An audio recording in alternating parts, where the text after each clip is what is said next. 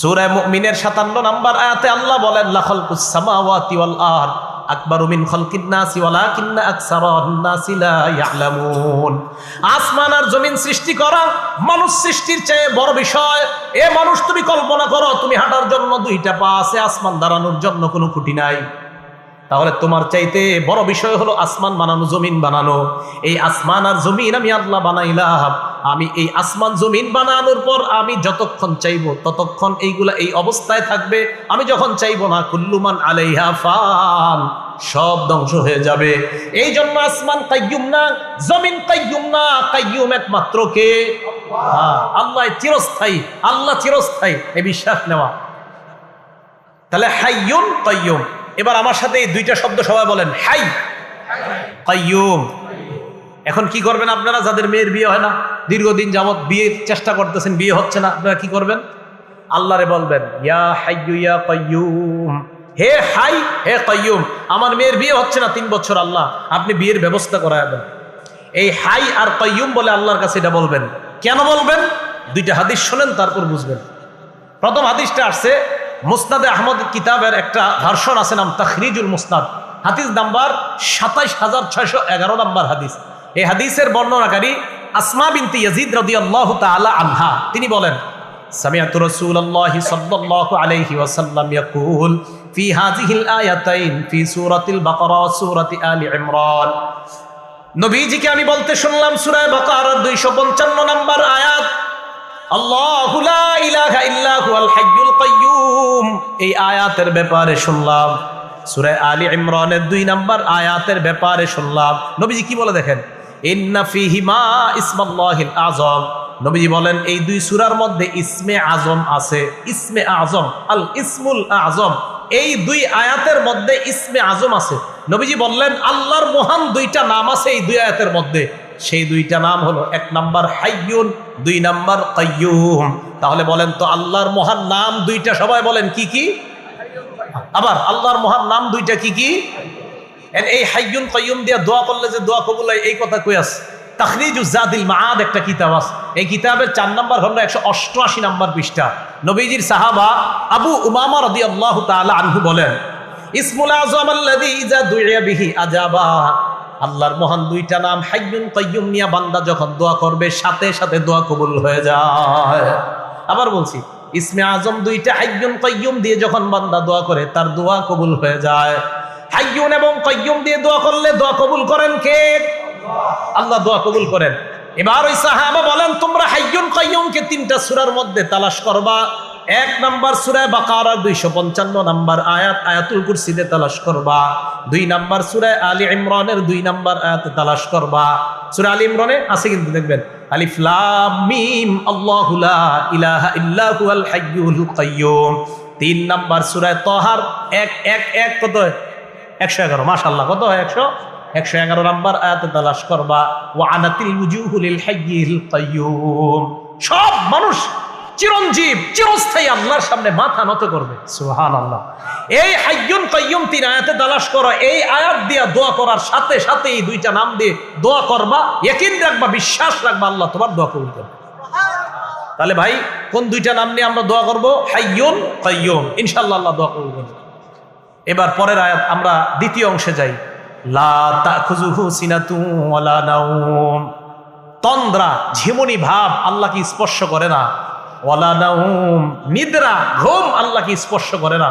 তন্দ্রাও আসে না, ঝিমুনি, ঘুমের আগে যেটা ভূমিকা, যেটা এটাও আল্লাহকে স্পর্শ করে না।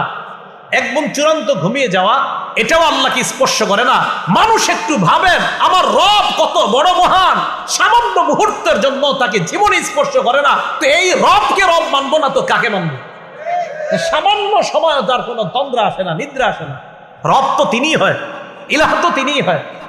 লা তাখুযুহু সিনা, তাকে তন্দ্রা স্পর্শ করে না। ওয়ালা নাওম, নিদ্রা স্পর্শ করে না।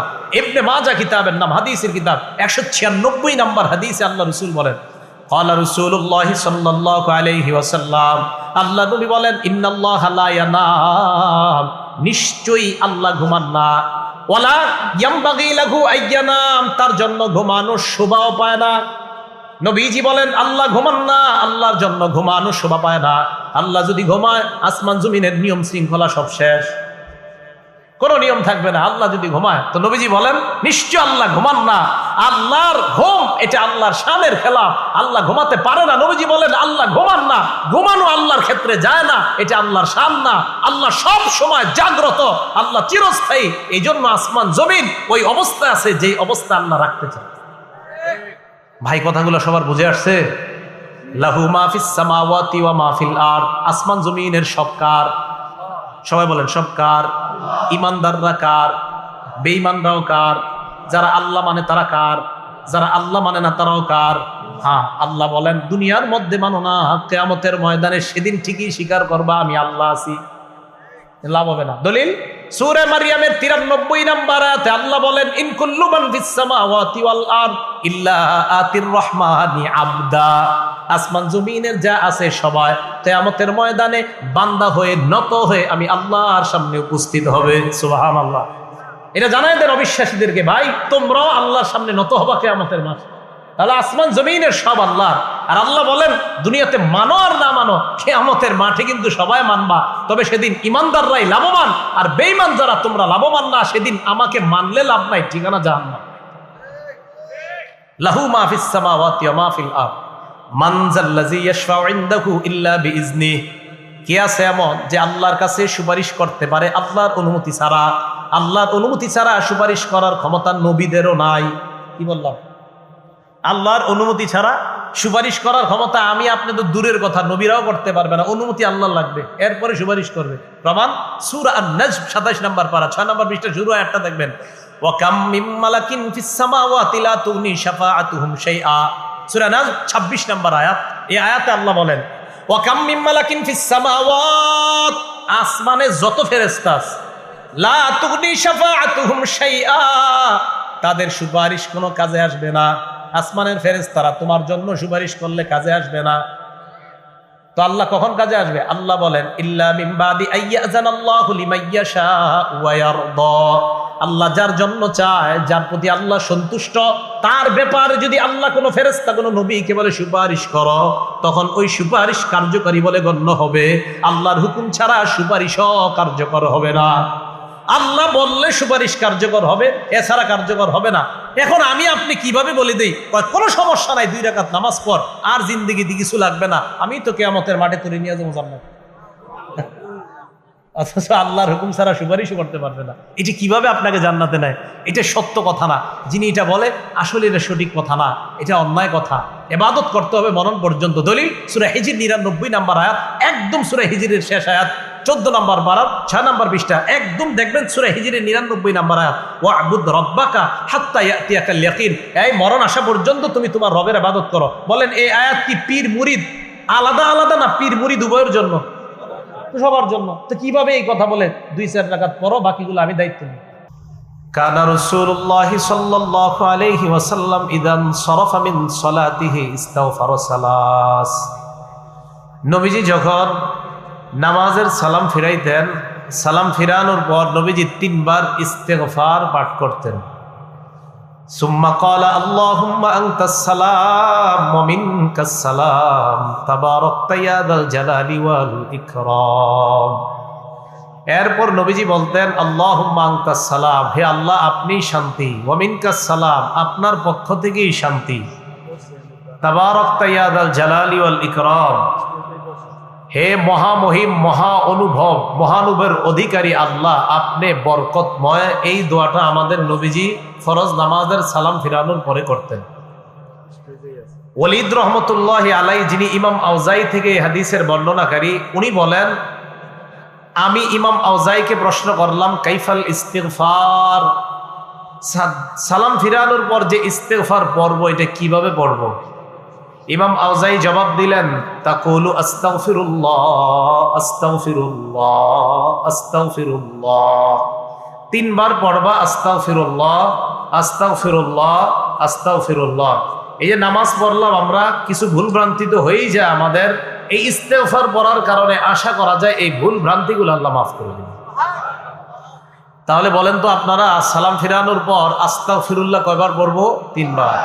এরপরে আল্লাহুম্মা আনতাস সালাম ওয়া মিনকাস সালাম তাবারাকতা ইয়া যাল জালালি ওয়াল ইকরাম, এতটুকুই, বাড়াবেন না আপনারা। বুখারী শরীফের 844 নম্বর হাদিসের বর্ণনা।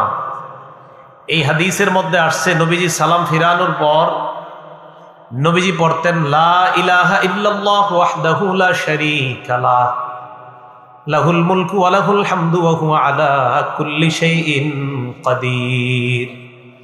নবীজি পড়তেন আল্লাহ ছাড়া কোনো ইলাহ নাই, একত্ববাদের স্বীকার করতেন, স্বীকৃতি দিতেন। লা ইলাহা ইল্লাল্লাহ ওয়াহদাহু লা শারীকা লাহ, নবীজি বলতেন আল্লাহ ছাড়া কোনো ইলাহ নাই, তার সাথে কোনো শিরিক নাই, অংশীদারিত্ব করার কোনো প্রশ্নই আসে না।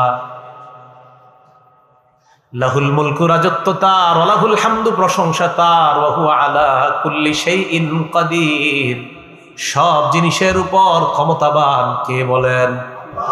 নবীজি এটা বলতেন। বলার পর আল্লাহ নবী বলতেন আল্লাহুম্মা লা মানিআ লিমা আ'তাইতা ওয়া লা মু'তিয়া লিমা মানা'তা, আল্লাহ আপনি যা দেন তা বাধা দেওয়ার কেউ নাই, আপনি যা দেন না তা দেওয়ার কেউ নাই। এখন যদি আল্লাহ বৃষ্টি দেয়, বাধা দেওয়ার কেউ নাই। এখন যদি আল্লাহ বৃষ্টি না দেয়, আনার মতো সামর্থ্য কারো নাই। নবীজি বলতেন আল্লাহুম্মা লা মানিআ লিমা আ'তাইতা ওয়া লা মু'তিয়া লিমা মানা'তা, আল্লাহ আপনি লা মানিআ লিমা আ'তাইতা, আপনি যা দেন তা বাধা দেওয়ার কেউ নাই, ওয়া লা মু'তিয়া লিমা মানা'তা, আপনি যা বাধা দেন তা দেওয়ার মতো কেউ নাই। ওয়া লা ইয়ানফা'ু যাল জাদ্দি মিনকাল জাদ, সম্পদ আপনার কাছে কোনো কাজে আসবে না, আমল নামা ছাড়া অন্য কোনো কিছু আপনার কাছে কাজে আসবে না। তাহলে সালাম ফিরানোর পর 3 বার আস্তাগফিরুল্লাহ পড়া, এরপর আল্লাহুম্মা আনতাস সালাম ওয়া মিনকাস সালাম পড়া, এরপর লা ইলাহা ইল্লাল্লাহু ওয়াহদাহু লা শারীকা লাহু দোয়াটা পড়া, এরপর পড়া আল্লাহুম্মা লা মানিআ লিমা আ'তাইতা ওয়া লা মু'তিয়া লিমা মানা'তা ওয়া লা ইয়ানফা'ু যাল জাদ্দি মিনকাল জাদ। অনুবাদ হলো আল্লাহ আপনি যা দেন বাধা দেওয়ার কেউ নাই, আপনি যা দেন না তা দেওয়ার মতো কেউ নাই, আপনার কাছে সম্পদ কোনো কাজে আসবে না, নেক আমল কাজে আসবে। এরপর রাসূল আকরাম সাল্লাল্লাহু আলাইহি সাল্লাম আরো কিছু দোয়া পড়তেন সালাম ফিরানোর পর।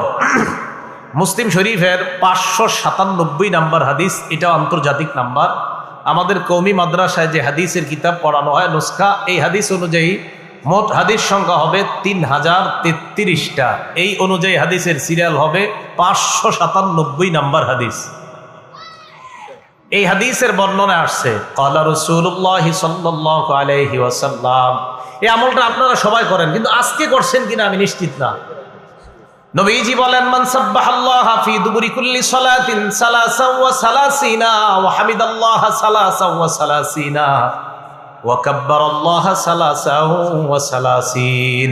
ফরজ নামাজের পর যেই ব্যক্তি 33 বার বলবে সুবহানাল্লাহ, 33 বার বলবে আলহামদুলিল্লাহ, 33 বার বলবে আল্লাহু আকবার।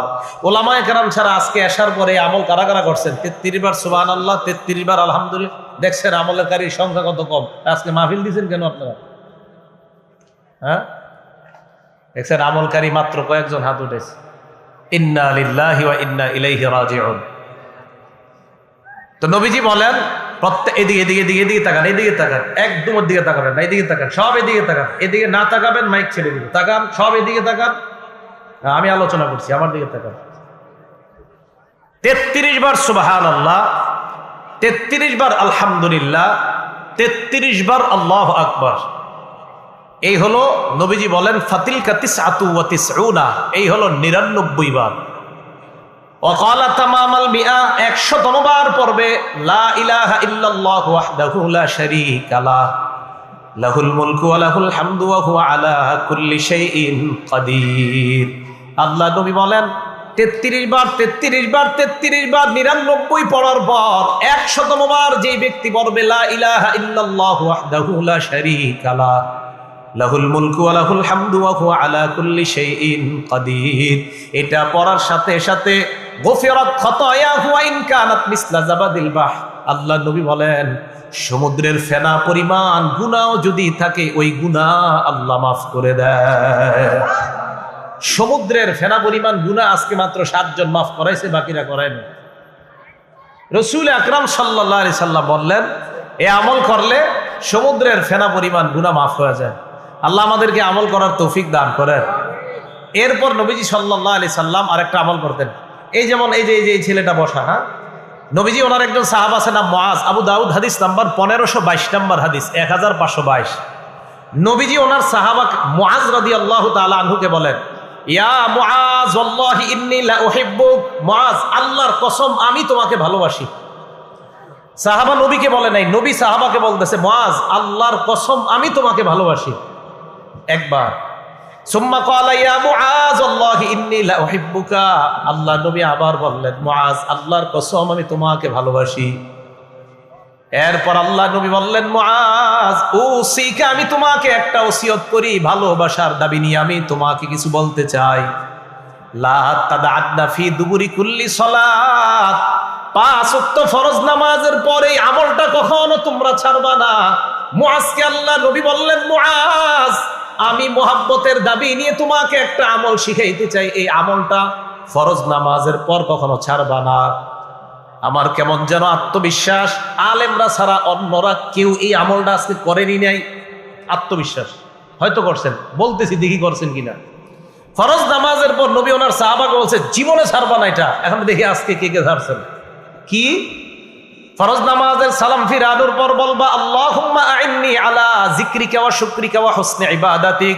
ওলামা ছাড়া অন্য কে এই দোয়াটা পড়ছেন আজকে? একজন। দেখছেন, নবীজি তার সাহাবাকে বলছে জীবনে ছাড়বা না এটা, একজন মাত্র পড়ছে। নবীজি তার সাহাবাকে বলছে মোহাব্বতের দাবি নিয়ে বলে জীবনে আমল ছাড়বা না, একজন পড়ছে আমলটা। তুমি এই দোয়া করবা মুআজ, কোনদিন ফরজ নামাজের পর এই দোয়া ছাড়বা না। কি তুমি আল্লাহকে বলবা, আল্লাহুম্মা আইন্নি আলা যিকরিকা, আল্লাহ আপনি আমাকে সাহায্য করেন যেন আমি আপনার বেশি বেশি জিকির করতে পারি। ওয়া শুকরিকা, আমাকে সাহায্য করেন যেন আমি আপনার বেশি কৃতজ্ঞতা প্রকাশ করতে পারি। ওয়া হুসনি ইবাদাতিক, আল্লাহ আপনি সাহায্য করেন যেন বেশি বেশি আপনার ভালো ইবাদত করতে পারি। কি সুন্দর দোয়া!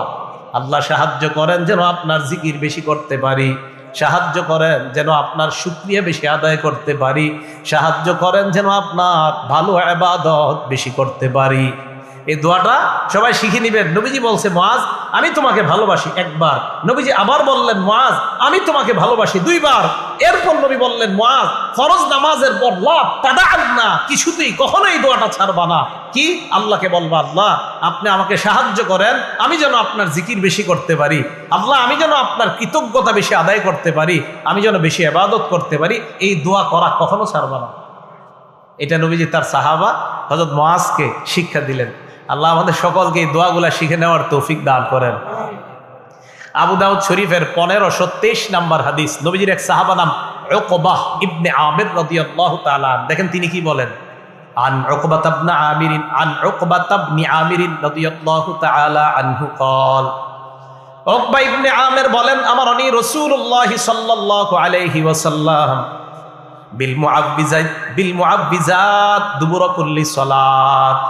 উকবাহ ইবনে আমির বলেন, এটা সবাই পারেন, আল্লাহ নবী আমাকে আদেশ করছে যেন 5 ওয়াক্ত নামাজের পর কুল হু আল্লাহ পড়ি, কুল আউযু বিরাব্বিল ফালাক পড়ি, কুল আউযু বিরাব্বিন নাস পড়ি। এটা পারেন না সবাই? এটা আর বলবো না কারা কারা পড়ছেন, জানি পড়েন নাই। নবীজি বললেন 5 ওয়াক্ত নামাজের পর আমাকে আদেশ করছেন কুল হু আল্লাহ, আমি পড়ছি, আমি যা যা বলতেছি আমি সব পড়ছি আসার পরে আলহামদুলিল্লাহ। রাসূল আকরাম সাল্লাল্লাহু আলাইহি সাল্লাম বলেন যে আল্লাহ রসুল সাল্লাল্লাহু আলাইহি সাল্লাম তার সাহাবা উকবা ইবনে আমিরকে বলছেন যে আমার নবী আমাকে বলছে প্রত্যেক 5 ওয়াক্ত নামাজের পর কুল হু আল্লাহ, কুল আউযু বিরাব্বিল ফালাক, কুল আউযু বিরাব্বিন নাস পড়বা। ফজর নামাজের পর এই আমল প্রত্যেকটা সূরা 3 বার, মাগরিবের পর এই আমলটা প্রত্যেকটা সূরা 3 বার। বাকি রইল কয় ওয়াক্ত? 3 ওয়াক্ত। যোহরের পর একবার করে, আসরের পর একবার করে, এশার পর একবার করে, ফজরের পরে 3 বার, মাগরিবের পরে 3 বার। এটার দলিল কোথায়? তিরমিজি শরীফের 2575 নম্বর হাদিস, 3575 নম্বর হাদিস, 3575 নম্বর হাদিস। এই হাদিসের বর্ণনাকারী খুবাইব রাদিয়াল্লাহু তাআলা আনহু, ওনার থেকে হাদিসটা বর্ণনা করছে ওনার ছেলে আব্দুল্লাহ ইবনে খুবাইব। এই আব্দুল্লাহ ইবনে খুবাইব বলেন আমার আব্বা খুবাইব রাদিয়াল্লাহু তাআলা আনহু বর্ণনা করছে কি, নবীজি হযরত খুবাইবকে বলে খুবাইব কুল, এই খুবাইব তুমি বলো। খুবাইব কয় ফালাম আকুল শাইআন, আমি কিছুই বলি না। আবার আল্লাহ নবী বললেন খুবাইব কুল, এই খুবাইব বলো। হযরত খুবাইব কয় ফালাম আকুল শাইআন, আমি কিছুই বলি না। আল্লাহর নবী আবার বললেন খুবাইব কুল, আরে বলো কিছু। হযরত খুবাইব এবার বললেন মা আকুলু ইয়া রাসূলুল্লাহ, হুজুর কি বলবো, আপনি বারবার বলতেছেন বলতে, আমি কি বলবো। নবীজি বললেন খুবাইব কুল কুল হুয়াল্লাহু আহাদ, তুমি পড়ো কুল হুয়াল্লাহু আহাদ ওয়াল মুআউযিযাতাইন, আর তুমি কুল আউযু বিরাব্বিল ফালাক এবং নাস এটা পড়ো হিনা তুমসিয়া ওয়া তুসবিহ, যখন তুমি সন্ধ্যা হয় আর সকাল হয় তখন তুমি এই কুল হুয়াল্লাহ, কুল আউযু বিরাব্বিল ফালাক, কুল আউযু বিরাব্বিন নাস তিনবার পড়বা। ফজরের পর তিনবার, মাগরিবের পর তিনবার। আল্লাহর নবী বলেন তাকফিকা মিন কুল্লি শাই, আজকে আমলটা যারা যারা করছেন নবী বলেন দুনিয়ার সকল বিপদ আপদ থেকে এই তিনটা সূরা তোমার জন্য যথেষ্ট হয়ে যায়। সকল বিপদ আপদ থেকে এই সূরাগুলো তোমার জন্য যথেষ্ট হয়ে যাবে। তাহলে এখন উলামায়ে কেরাম ছাড়া অন্য যারা আছেন আপনারা বলবেন, আমি খালি বলবো আপনারা নামাজের নামটা বলবেন। বলেন তো একবার কোন নামাজের পর? জোহর আর জোহর আসর এশা। তিনবার কোন নামাজের পর? ফজর মাগরিব। আসরের পরে কয়বার করে? এশার পরে, ফজরের পরে তিনবার। মাশাআল্লাহ, মনে থাকবে তো ইনশাআল্লাহ। বাসায় মা বোন যারা আছে ওনাদেরকে বলবেন এটা পড়তে। এই আমলটা রাসূল আকরাম সাল্লাল্লাহু আলাইহি সাল্লাম ওনার সাহাবাকে শিখাইলেন, উকবা ইবনে আমেরকে শিখাইলেন। তাহলে মুআজ রাদিয়াল্লাহু তাআলা আনহুর মাধ্যমে আমল শিখলাম, উকবা রাদিয়াল্লাহু তাআলা আনহুর মাধ্যমে আমল শিখলাম, খুবাইব রাদিয়াল্লাহু তাআলা আনহুর মাধ্যমে আশ্চর্য আমল শিখলাম। এবার আমরা যে আমলটা শিখবো এটার নাম আয়াতুল কুরসি। বলেন কি নাম? আয়াতুল কুরসি। মন দিয়ে শুনবো। এই আয়াতুল কুরসির ব্যাপারে 6টা কথা বলবো। বলেন সবাই কয়টা? 1 নাম্বার, আয়াতুল কুরসি কোরআনের সবচেয়ে মর্যাদাপূর্ণ আয়াত। 2 নাম্বার, আয়াতুল কুরসি কোরআনের প্রধান আয়াত। 3 নাম্বার, আয়াতুল কুরসির জিহ্বা আছে, 2টা ঠোঁট আছে।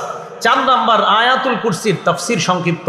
5 নাম্বার, আবু হুরায়রা রাদিয়াল্লাহু তাআলা আন এবং এক চোরের সাথে বুখারীর বর্ণনা থেকে আমরা প্রমাণ করব একটা ঘটনা ঘটছে। চোর আবু হুরায়রা রাদিয়াল্লাহু তাআলা আনহুকে আয়াতুল কুরসির আমল শিক্ষা দিয়েছে। 6 নাম্বার, ফরজ নামাজের পর আয়াতুল কুরসি পড়ার কি লাভ। এই 6টা অংশ শেষ হবে, হুজুর ইনশাআল্লাহ এসে যাবেন, আলোচনা শুরু করবে। আল্লাহ আমাদের সকলকে ধৈর্যের সাথে আলোচনাগুলো শোনা, বলা, আমল করার তৌফিক দান করেন। এর মাঝে একটা কথা, আমি আলোচনায় থাকি, হুজুর আলোচনায় থাকে, যেই থাকুক, মাগরিব এশার নামাজের আগে মুহতারাম আলী হাসান উসামা হাফিজাহুল্লাহ আলোচনায় ছিলেন। নামার সাথে সাথে দেখলাম আপনারা আমার দিকে তাকাইছেন, কাজটা ঠিক করেন নাই। উনি আলোচনা করতেছে, ওনার দিকে আপনারা তাকায় থাকবেন, কে আসছে এটা দেখা দরকার নাই। তাহলে যে আলোচনা করবে ওনার দিকে তাকিয়ে থাকবেন। এর মাঝখানে যে অন্য দিকে তাকান, এই তো আপনার কিছু আলোচনা ছুটে যায়। আমার কিন্তু কিছু নিয়ম আছে, আপনারা যারা আলোচনা শোনেন হঠাৎ আমি জিজ্ঞাসা করি বলেন কি বলছি এখন, এটা বলে ফেলি। এই জাতীয়, এই জন্য এটা করবেন না, ঠিক আছে না? করবেন। যে আমাদের অলিপুরি সাহেব হুজুর যখন বয়ান করে, হুজুর তো জানেন কিভাবে বয়ান করে, মনে হবে ক্লাস করাইতেছে। এখন হুজুরের বয়ানে যদি ওই দিকে তাকান, তো হুজুর মাঝখান থেকে যদি বলেন তো কি বলছি, পারবেন না। তো এইটা কি হলো? এই জন্য যেই আলোচনা, আসরের পরেও যদি কেউ আলোচনা করে বাস ওনার দিকে তাকায় থাকবেন। জোহরের পরে কেউ আলোচনা করে ওনার দিকে তাকায় থাকবেন। মসজিদে জুমার নামাজে আপনাদের এলাকার সবচেয়ে অপরিচিত ব্যক্তিটাও যদি আলোচনা করে ওনার দিকেও তাকায় থাকবেন। কথাটা মনে থাকবে তো সবার ইনশাআল্লাহ? হ্যাঁ, আল্লাহ আমাদের সকলকে আমল করার তৌফিক দান করেন। আয়াতুল কুরসি 1 নাম্বার, কোরআনের সবচেয়ে মর্যাদাপূর্ণ আয়াত। আবু দাউদ শরীফ হাদিস নাম্বার 1460 নাম্বার হাদিস। এই হাদিসের বর্ণনাকারী উবাই ইবনে কাব রাদিয়াল্লাহু তাআলা আন। এই হাদিসের মধ্যে আসছে আন উবাই ইবনে কাব রাদিয়াল্লাহু তাআলা আনহু قال قال رسول الله صلى الله عليه وسلم। উবাই ইবনে কাব থেকে বর্ণনা, আল্লাহ নবী বলেন আবাল মুনজির আইয়ু আয়াতিন মা কামিন কিতাবিল্লাহি আযম। উবাই ইবনে কাবকে আল্লাহ নবী বললেন, উবাই, কোরআনের সবচাইতে মর্যাদাপূর্ণ আয়াত তোমার সাথে কোনটা আমাকে একটু বলো। উবাই ইবনে কাব জবাব দেয়, আল্লাহু ওয়া রাসূলুহু আ'লাম। এই প্রশ্নের জবাব আল্লাহ আর তার নবী ভালো জানেন। জবাব দেন না। আবার আল্লাহ নবী বললেন, আবাল মুনজির আইয়ু আয়াতিন মা কামিন কিতাবিল্লাহি আযম। হে উবাই, বলো তোমার সাথে কোরআনের সবচাইতে মর্যাদাপূর্ণ আয়াত কোনটা। হযরত উবাই এবার চিন্তা করলেন, প্রথমবার তো বললাম আল্লাহ নবী ভালো জানেন, এরপরেও যখন আল্লাহ নবী আমাকে প্রশ্ন করলেন আমি গবেষণা করে একটা জবাব দিয়ে দেই। উস্তাদ ছাত্রদের প্রশ্ন করছে, প্রথমবার করার পর বলছে আল্লাহ ভালো জানে, রসুল ভালো জানে। আবার প্রশ্ন করছে, উবাই বলো কোনটা। হযরত উবাই চিন্তা ভাবনা করে বললেন, আল্লাহু লা ইলাহা ইল্লা হুয়াল হাইয়ুল কাইয়্যুম। ইয়া রাসূলুল্লাহ, আমার কাছে মনে হয় আয়াতুল কুরসি হলো কোরআনের সবচাইতে মর্যাদাপূর্ণ আয়াত। আয়াতুল কুরসি এটাই কোরআনের সবচেয়ে মর্যাদাপূর্ণ আয়াত বলে মনে হয়। এবার নবীজি দেখেন কি করছে। উবাই ইবনে কাব বলেন, আল্লাহ নবী যখন আমার মুখে শুনলেন আয়াতুল কুরসি কোরআনের সবচেয়ে মর্যাদাপূর্ণ আয়াত, আমি যখন বললাম, দরবা ফি সদরি, আল্লাহ নবী আমার বুকে এইভাবে মৃদু আঘাত করলেন। মানে এ তাকান, শাবাশ শাবাশ, তুমি ঠিক বলছো, সুবহানাল্লাহ, এইভাবে শাবাশ শাবাশ বলছো, তুমি সঠিক বলছো উবাই, এই যে তুমি জবাবটা দিলে আয়াতুল কুরসি, এটা সঠিক। নবীজি শেষে দোয়া করলেন, লিয়াহনি লাকা আবাল মুনজির আল ইলম, উবাই তোমার ইলম যেন তোমার জন্য আনন্দের কারণ হয়ে যায়, তোমার বিদ্যা এটা যেন তোমার জন্য আনন্দের কারণ হয়। উবাই তোমার যে জ্ঞান আমি দেখলাম, মাশাআল্লাহ, তুমি গবেষণা করে বলে দিয়েছো আয়াতুল কুরসি, শাবাশ, তোমার জবাব ঠিক আছে, সুবহানাল্লাহ। তাহলে আয়াতুল কুরসি কোরআনের মর্যাদাপূর্ণ আয়াত। 2 নাম্বার, আয়াতুল কুরসি কোরআনের প্রধান আয়াত। প্রমাণ তিরমিজি শরীফ 2878 নম্বর হাদিস, 2878 নম্বর হাদিস। আন আবি হুরায়রা রাদিয়াল্লাহু তাআলা আনহু قال قال رسول الله صلى الله عليه وسلم, আবু হুরায়রা রাদিয়াল্লাহু তাআলা আনহুর বর্ণনা, আল্লাহর নবী বলেন, লিকুল্লি শাইইন সানাম, প্রত্যেকটা জিনিসের একটা সর্বোচ্চ চূড়া, চূড়া চূড়া চূড়া বুঝেন তো, একদম উপরে সর্বোচ্চ চূড়া। ওয়াসানামুল কোরআন সূরাতুল বাকারা, কোরআনের সর্বোচ্চ চূড়ার নাম হলো সূরা বাকারা।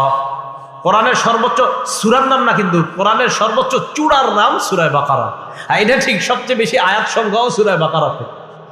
এখন আসেন, ফিহা আয়াতুন, আল্লাহ নবী বলেন সূরা বাকারার মধ্যে একটা আয়াত আছে, হিয়া সাইয়্যিদাতু আইল কোরআন হিয়া আয়াতুল কুরসি। এই আয়াতটা হলো কোরআনের সবচেয়ে প্রধান আয়াত, আয়াতের নাম হলো আয়াতুল কুরসি। তাহলে কোরআনের প্রধান আয়াত আয়াতুল কুরসি, কোরআনের শ্রেষ্ঠ মর্যাদাপূর্ণ আয়াতের নাম আয়াতুল কুরসি। 3 নাম্বার আলোচনা, আয়াতুল কুরসির জিহ্বা আছে, ঠোঁট আছে। একটা কিতাব আছে নাম মাজমাউজ জাওয়ায়েদ, ইমাম হাইসামি রহমতুল্লাহি আলাইহি লেখা, 6 নম্বর খণ্ড, 324 নম্বর পৃষ্ঠা।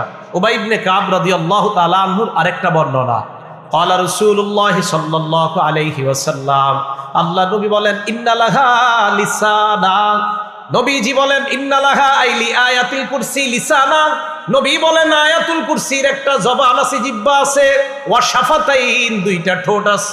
আয়াতুল কুরসির জিহ্বা আছে, 2টা ঠোঁট আছে, সুবহানাল্লাহ। আয়াতুল কুরসির জিহ্বা আছে, 2টা ঠোঁট আছে। এবার আল্লাহ নবী বলেন, তুকদ্দিসুল মালিক আন সাকিল আরশ, আরশের কাছে আয়াতুল কুরসি সদা সর্বদা আল্লাহর পুত পবিত্রতা বর্ণনা করে।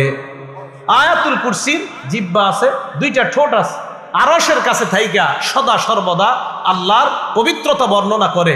আল্লাহু লা ইলাহা ইল্লা হুয়াল হাইয়ুল কাইয়্যুম, আল্লাহ লা ইলাহা ইল্লাহু, তিনি ছাড়া কোনো ইলাহ নাই। মন দিয়ে শুনেন, লা ইলাহা ইল্লাহু এটা হলো কালিমাতুত তাওহীদ, একত্ববাদের শব্দ, একত্ববাদের বাক্য, একত্ববাদের কালিমা।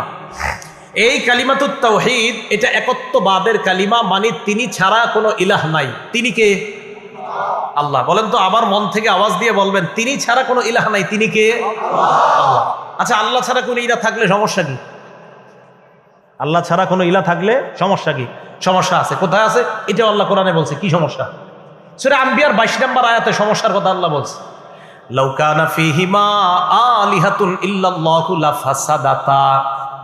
আল্লাহ বলেন, আসমান এবং জমিনের মধ্যে আমি ছাড়া যদি আর কোনো ইলাহ থাকতো, আসমান জমিন ধ্বংস হয়ে যাইত। তাহলে সমস্যা আছে না নাই? আল্লাহ বলেন, আমি ছাড়া কোনো ইলাহ থাকলে আসমান জমিন ধ্বংস হয়ে যাইত। ক্ষতির ধরনটা কেমন? সূরা মুমিনুনের 91 নম্বর আয়াতে আল্লাহ বলেন, ওয়ামা কানা মাহু মিন ইলাহ, আল্লাহর সাথে কোনো ইলাহ নাই। ইজান, যদি আল্লাহর সাথে কোনো ইলাহ থাকতো, লাযাহাবা কুল্লু ইলাহিম বিমা খালাকা আলা বা'দুহুম আলা বা'দ, আল্লাহর সাথে কোনো ইলাহ যদি থাকতো, প্রত্যেক ইলাহ তার সৃষ্টি নিয়ে পৃথক হয়ে যাইত, এক স্রষ্টা আরেক স্রষ্টার উপর প্রাধান্য বিস্তার করত। আল্লাহ বলতেন, আমি আজকে বৃষ্টি দিব।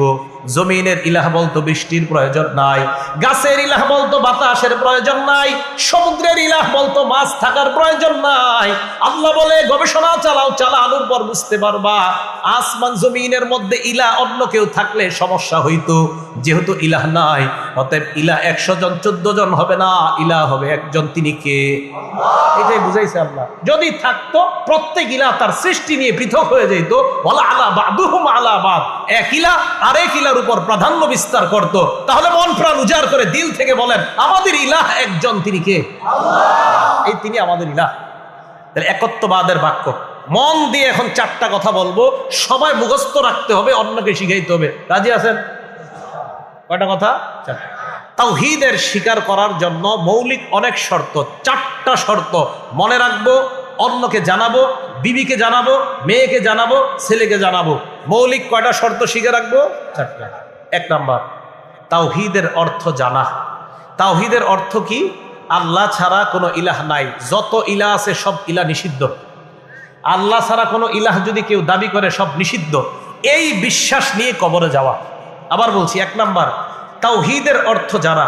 তাওহীদের অর্থ হলো আল্লাহ ছাড়া কোনো ইলাহ নাই, যত ইলাহ আছে সব নিষিদ্ধ করা, আর এই বিশ্বাস নিয়ে কবরে যাওয়া। নবীজি বলেন যদি যেতে পারো একদিন না একদিন আল্লাহর জান্নাতে প্রবেশ করবা।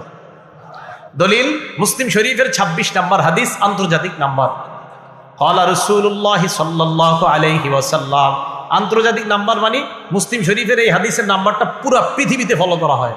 ক্বালা রাসূলুল্লাহ সাল্লাল্লাহু আলাইহি ওয়াসাল্লাম, নবীজি বলেন মান মাতা ওয়া হুয়া ইয়ালামু লা আন্নাহু লা ইলাহা ইল্লাল্লাহ, যে ব্যক্তি মারা যাবে, আমি মারা গেলাম, উনি মারা গেল, উনি মারা গেলেন, আপনাদের কেউ মারা যায় এই বিশ্বাস নিয়ে মারা যায় আল্লাহ ছাড়া কোনো ইলাহ নাই।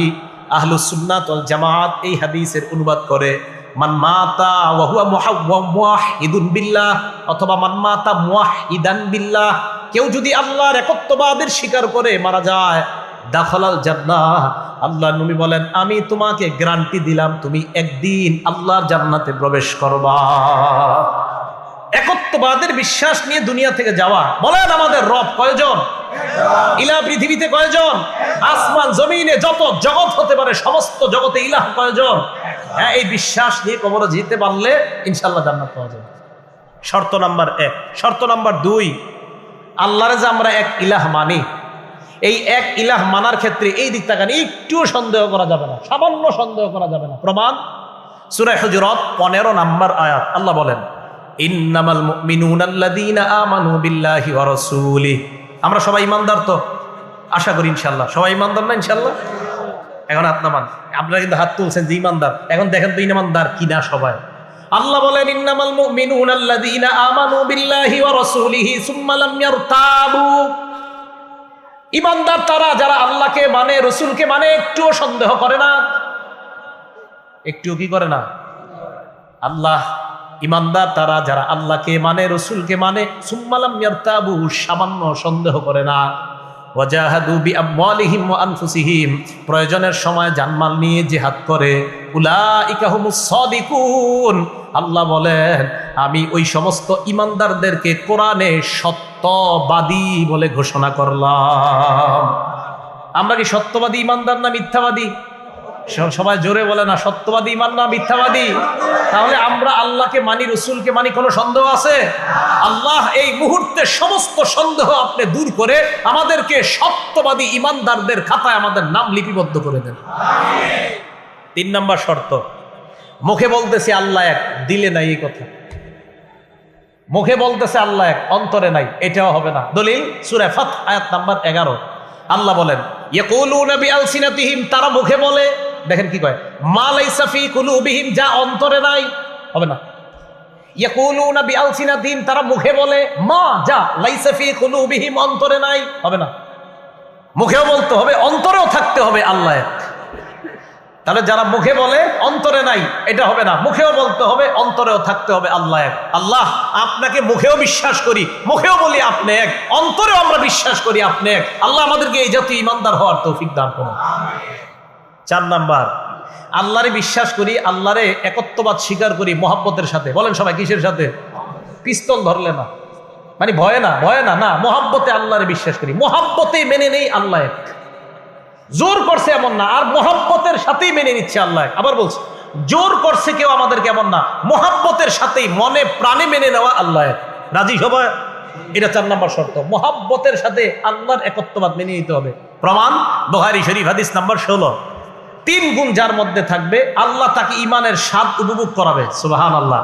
এখন বলেন তো, আমরা যদি ঈমানের স্বাদ পেতে চাই কয় গুণ লাগবে? আবার ঈমানের স্বাদ পেতে হলে কয় গুণ লাগবে? ক্বালা রাসূলুল্লাহ সাল্লাল্লাহু আলাইহি ওয়াসাল্লাম, আল্লাহ নবী বলেন সালাসুন মান কুন্না ফীহি, যার মধ্যে 3টা গুণ থাকবে। কয়টা গুণ?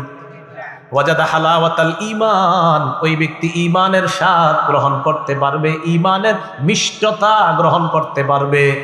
1 নাম্বার, মান কানাল্লাহু ওয়া রাসূলুহু আহাব্বা ইলাইহি মিম্মা সিওয়াহুমা।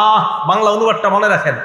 1 নাম্বার, আল্লাহ আর তার রাসূল ছাড়া দুনিয়াতে যা আছে সবার চাইতে আল্লাহ আর আল্লাহর নবীকে বেশি ভালোবাসা। 1 নাম্বার, আল্লাহ আর তার রাসূল ছাড়া দুনিয়াতে যা আছে সবার চাইতে আল্লাহকে বেশি ভালোবাসা, আল্লাহর রাসূলকে বেশি ভালোবাসা। তাহলে আমি আপনাদের কাছে জানতে চাই, আল্লাহ আর তার রাসূলের ভালোবাসায় দুনিয়ার সব ত্যাগ করতে রাজি আছি না নাই? আসলে রাজি আছেন? আসলে রাজি আছেন? সত্যি রাজি? জি এর আওয়াজ কমে গেছে, চিন্তা করতেছে কি জানি কই। আল্লাহ আল্লাহ রসুল ছাড়া যাস, এই হাদিসের অনুবাদগুলো ভালো করে বুঝবেন। আমি কি বুঝাইতে চাইতেছি একটু চিন্তা করবেন। আল্লাহ আর তার রসুল ছাড়া যা আছে সব চাইতে বেশি ভালোবাসতে হবে আল্লাহ আর তার রসুলকে। এটা হলো 1 নাম্বার। তাহলে মুহাব্বতের সাথে একত্ববাদ স্বীকার করি, আল্লাহ আপনাকে ভালোবাসি, আপনি যে এক এটাও স্বীকার করি আমরা। মনে থাকবে না ইনশাআল্লাহ? তাহলে 1 নাম্বার গুণ। 2 নাম্বার, আইয়ুহিব্বাল মারআ লা ইউহিব্বুহু ইল্লা লিল্লাহ, কাউকে ভালোবাসা একমাত্র আল্লাহর জন্য। আমি কাউকে ভালোবাসবো একমাত্র আল্লাহর জন্য, তাহলে আল্লাহ ঈমানের স্বাদ আমাকে উপভোগ করাবেন। 3 নাম্বার, আইয়াকরাহা আইয়াউদা ফিল কুফরি কামা ইয়াকরাহু আইয়ুকযাফা ফিন নার। আমি আপনি আমরা যারা ঈমানদার, আমরা কুফরিতে ফিরে যাওয়া তেমন অপছন্দ করি যেমন আগুনের মধ্যে পুড়ে যাওয়া অপছন্দ। আগুনে কে পুড়তে চাই আমরা? এখন আমাদের ঈমান হলো এমন যে আল্লাহ আগুনে পুরা যেমন সম্ভব না, তেমনি কোন অবস্থায় কুফরিতে ফিরে যাওয়া সম্ভব না। এই জাতীয় ঈমান যার হবে আল্লাহ তাকে ঈমানের স্বাদ গ্রহণ করা হবে। যে অসম্ভব, কুফরিতে আবার কিভাবে যাব? আগুনে যেমন আমি পুড়তে রাজি না আল্লাহ, এটা আমার অপছন্দ, আমি কুফরিতেও যেতে পারবো না, এটাও অপছন্দ। রাসূল আকরাম সাল্লাল্লাহু আলাইহি সাল্লাম বলেন, উম্মত 3 গুণ অর্জন করো, আল্লাহকে আর আমাকে সবচেয়ে বেশি ভালোবাসো, কাউকে ভালোবাসো আল্লাহর জন্য। 3 নাম্বার, তুমি কুফরিতে ফিরে যাওয়া তেমন অপছন্দ করো যেমন আগুনে পড়ে যাওয়া তোমার অপছন্দ। এই 3 গুণ অর্জন করো, আল্লাহ তোমাকে ঈমানের স্বাদ উপভোগ করার তৌফিক দান করবে। আল্লাহ আমাদের সকলকে এই 3 গুণ অর্জন করার তৌফিক দান করেন। তাহলে বলেন তো তাওহীদের কয় শর্ত? বলে তাওহীদের কয় শর্ত? 4 শর্ত। 1 নাম্বার, আল্লাহ এক, দুনিয়াতে যত ইলা আছে সব নিষিদ্ধ করা, দুনিয়াতে কোনো ইলা আমরা মানি না এই বিশ্বাস নিয়ে মারা যাওয়া। 2 নাম্বার, আল্লাহ আর তার রাসূলকে বিশ্বাস করি, কোনো সন্দেহ করি না। 3 নাম্বার, মুখেও বলি আল্লাহ এক, দিল দিয়েও স্বীকার করি আল্লাহ এক। 4 নাম্বার, ভালোবাসি আল্লাহকে, এই ভালোবেসেই আল্লাহর একত্ববাদ স্বীকার করি। এই 4টা কথা নিজেরা মুখস্থ রাখবো, স্ত্রী সন্তান আদিদেরকে বাচ্চাদেরকে ছোটবেলা থেকে মুখস্থ করাইবেন। এই বাচ্চা, আল্লাহ ছাড়া কোনো ইলাহ নাই। এই সন্তান শোনো, আল্লাহকে তুমি মানতেছো, রসুলকে মানতেছো, কোনো সন্দেহ করবা না। সন্তান শোনো, মুখ দিয়েও বলবা আল্লাহ এক, দিলেও স্বীকার করবা আল্লাহ এক, মনের ভিতরে ঢুকাও আল্লাহ এক। 4 নাম্বার, আল্লাহকে ভালোবাসবা, ভালোবাসার সাথে আল্লাহর একত্ববাদ স্বীকার। আল্লাহ আমাদের সকলকে 4টা শর্ত মুখস্থ রাখার তৌফিক দান করেন। তাহলে আসেন, আল্লাহু লা ইলাহা ইল্লাহু, এতটুকু গেল। আল হাইয়ুল কাইয়ুম, হাইয়ুন মানে চিরঞ্জীব, লা বিদায়া ওয়ালা নিহায়া, যার শুরু নাই শেষ নাই, যিনি কখনো মৃত্যুবরণ করবে না, করার কল্পনাও করা যায় না। সূরা আর-রহমান 26-27 নম্বর আয়াতে আল্লাহ বলেন, কুল্লু মান আলাইহা ফান, আসমান জমিন যা দেখো সব ধ্বংস হবে। ওয়ায়াবকা ওয়াজহু রাব্বিকা যুল জালালি ওয়াল ইকরাম, আপনার রব মহামহিম, মহা অনুভবের অধিকারী রব, আল্লাহ ছাড়া সব ধ্বংস। বিশ্বাস আছে তো?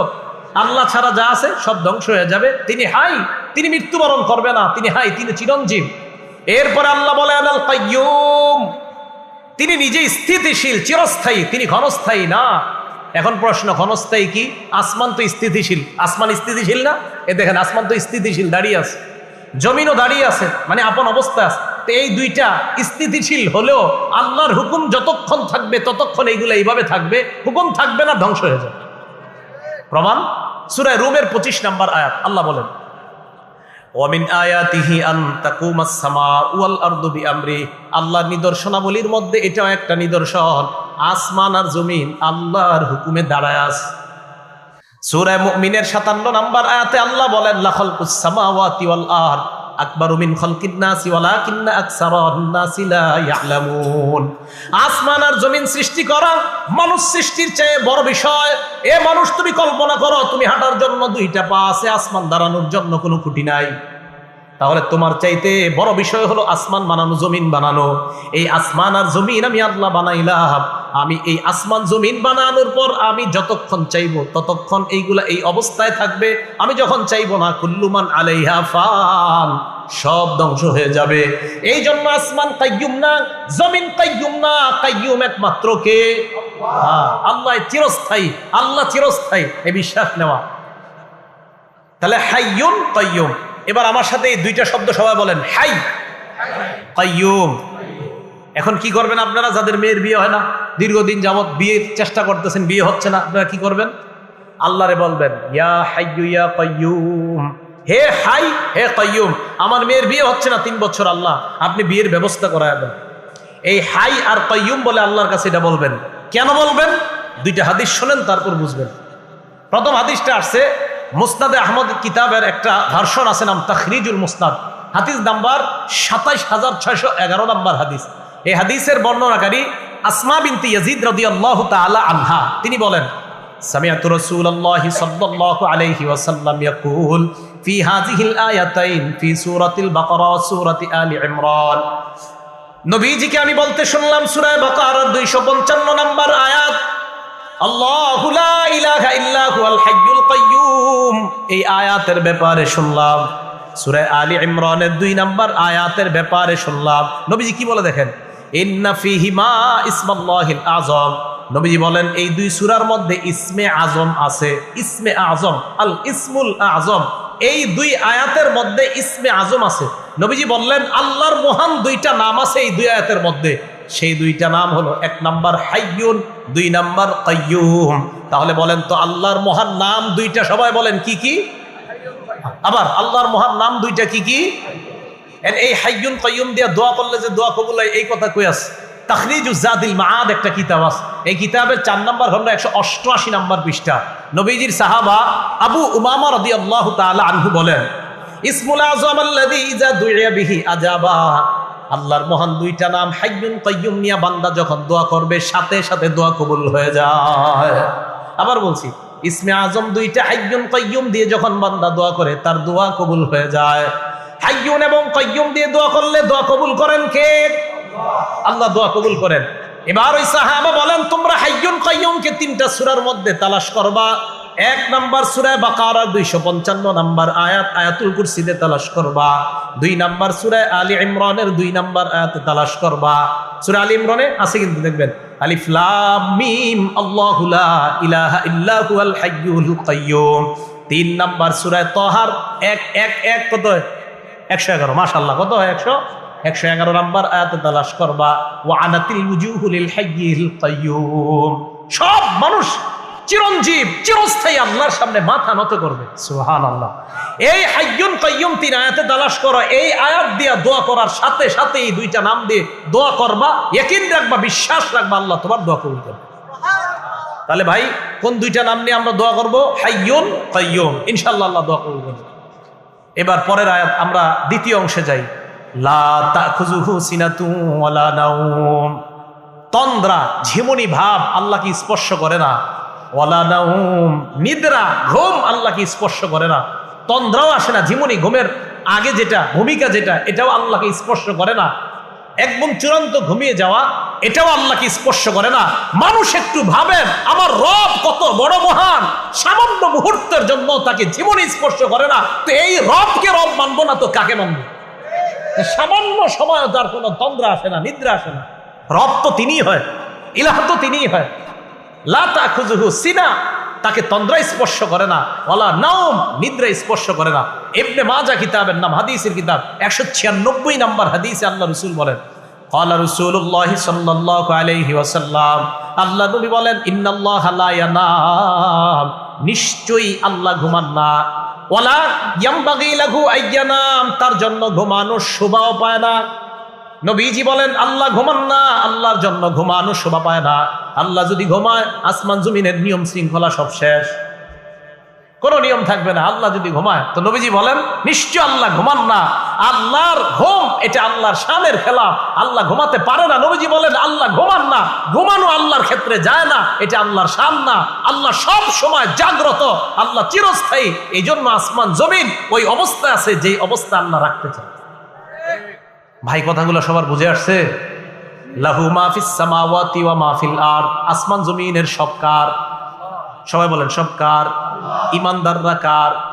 বেঈমানরাও কার? যারা আল্লাহ মানে তারা কার? যারা আল্লাহ মানে না তারাও কার?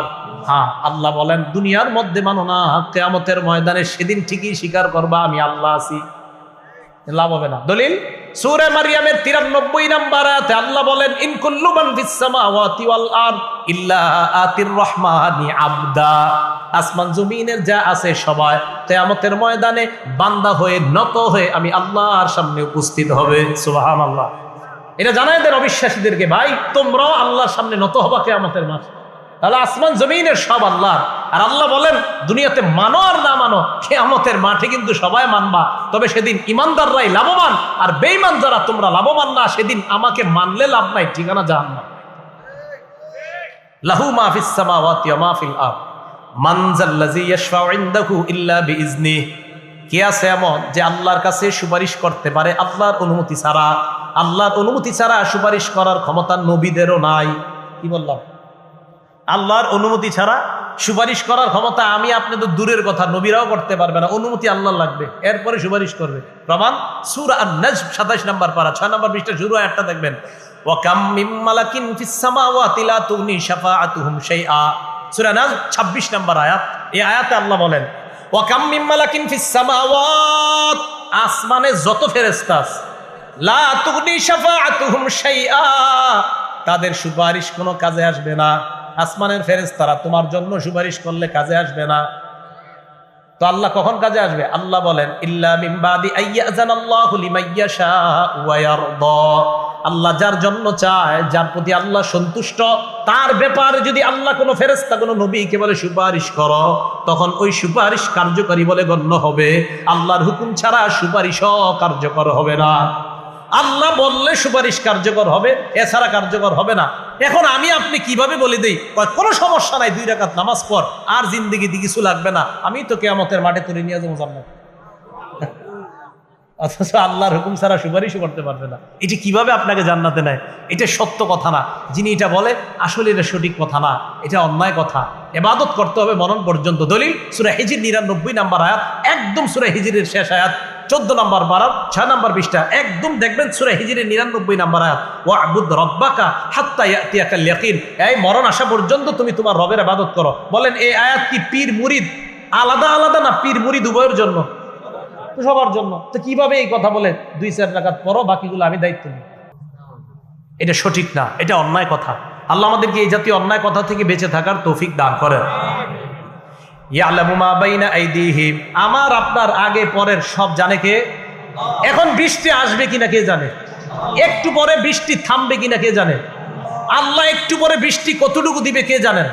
আগামীকাল আমি আপনি পৃথিবীতে থাকবো কিনা কে জানে? আমার আপনার আগে কি হয়েছে, গোপনে কি হয়েছে, পর্দার আড়ালে কি হয়েছে, সব জানে কে? এটাই বললেন ইয়ালামু মা বাইনা আইদিহিম ওয়া মা খালফাহুম, আমি সব জানি। এই জাতীয় একটা দলিল নেই সূরা তালাকের 12 নম্বর আয়াতে আল্লাহ বলেন আল্লাহুল্লাযী খালাকা সাবআ সামাওয়াত, আপনারা বলবেন 7 আসমান বানাইছে কে? আল্লাহ বলেন আল্লাহুল্লাযী খালাকা সাবআ সামাওয়াত, আল্লাহ তিনি যিনি 7 আসমান বানাইছেন।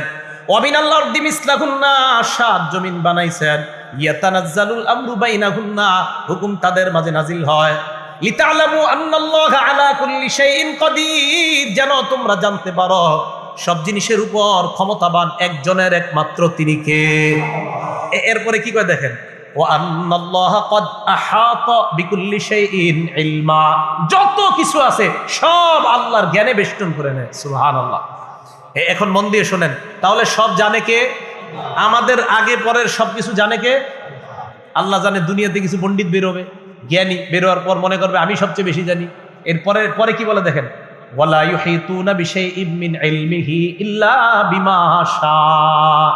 মানুষ ততটুকু জ্ঞানের মাধ্যমে বেষ্টন করতে পারে আমি আল্লাহ যতটুকু চাই। আমি আল্লাহ সব জানি, বান্দা তুমি ততটুকু জানো যতটুকু আমি জানাই। বাংলাটা মনে রাখবেন, আল্লাহ বলেন আমি সব জানি, তুমি ততটুকু জানো যতটুকু আমি জানাই। বলেন সব জানে কে? আমি কতটুকু জানি যতটুকু আল্লাহ। আবার সব জানে কে? আমি কতটুকু জানি যতটুকু আল্লাহ জানে। বাস, তাহলে অহংকারের কি আছে? কোনো অহংকার নাই। কেন অহংকার করা যাবে না? আমরা বিদ্যা নিয়ে একটা দলিল দেখেন, এরপরে বুঝবেন অহংকার করার যে সুযোগও নাই। মানে অহংকার করার এটা প্রশ্নই আসে না, আমাদের বিদ্যা এত কম। দলিল বুখারী শরীফের 122 নম্বর হাদিস।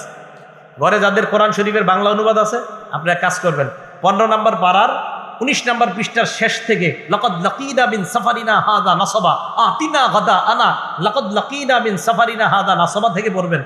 এই পড়ে 15 নম্বর পারার 20 এবং 16 নম্বর পারার শুরু পৃষ্ঠাটা পুরাটা পড়বেন, এত মজা পাইবেন। মজা পাওয়ার পরে আমার জন্য দোয়া করবেন, ঠিক আছে তো? হ্যাঁ, খুব মজা পাবেন। আপনারা পড়েন, যাদের বাংলা অনুবাদটা বললে দেখবেন কি মজা। তো বুখারী শরীফের 122 নম্বর হাদিসটা অনেক লম্বা, আমি শুধু জ্ঞানের অংশটা আলোচনা করব। মুসা আলাইহিস সালাতু ওয়াস সালামের সাথে সাক্ষাৎ হয়েছে খজিরের। কার? খিজির না, খজির। খজির কি নাম? খজির। খজির, হ্যাঁ, বুখারীর বর্ণনা। খজির, খজির, হ্যাঁ, খজির, খজির, খজির, বুখারীতে আসছে খজির। তো রাসূল আকরাম সাল্লাল্লাহু আলাইহি ওয়াসাল্লাম হাদিসের মাধ্যমে আমাদেরকে জানায়া দেয় মুসা আলাইহিস সালাতু ওয়াস সালাম,